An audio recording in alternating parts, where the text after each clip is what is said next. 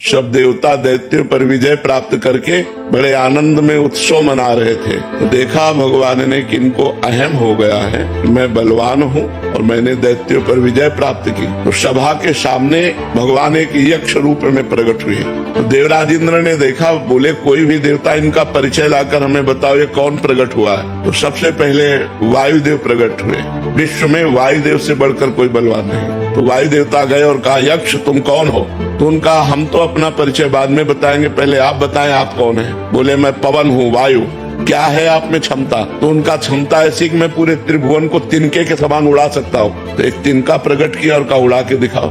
अब वायु देवता से तिनका उड़ाने की बात, वो तो ब्रह्मांड उड़ा दे, लेकिन तिनका नहीं उड़ा। कहा पूरी ताकत लगाओ। वायु देवता पूरी ताकत लगा के हार गए। तिनका ऐसे से ऐसे नहीं कर पाए। आए और बैठ गए। देवराज इंद्र ने कहा कौन है? बोले असमर्थ रहा उनका परिचय प्राप्त करने में। दूसरा देवता अग्निदेव प्रकट, उनके पास गए। उनका आप कौन है? अग्नि। बोले आपकी सामर्थ? बोले त्रिभुवन को उपले की तरह जलाकर भस्म कर सकता हूँ। तो उसी तिनके को कहा तुम भस्म करके दिखाओ। तिनके की तरफ देखा, कुछ नहीं हुआ। पूरा पावर लगा दिया, कुछ नहीं हुआ।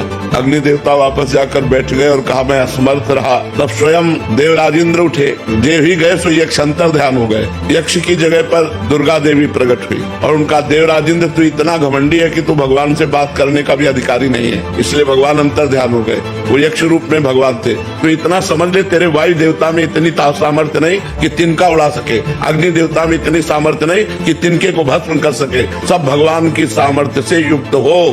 घमंड मत करो, भगवान ही तुम्हारे अंदर अपनी सामर्थ्य प्रकट करते हैं, तब तुम अपना कार्य कर सकते हो।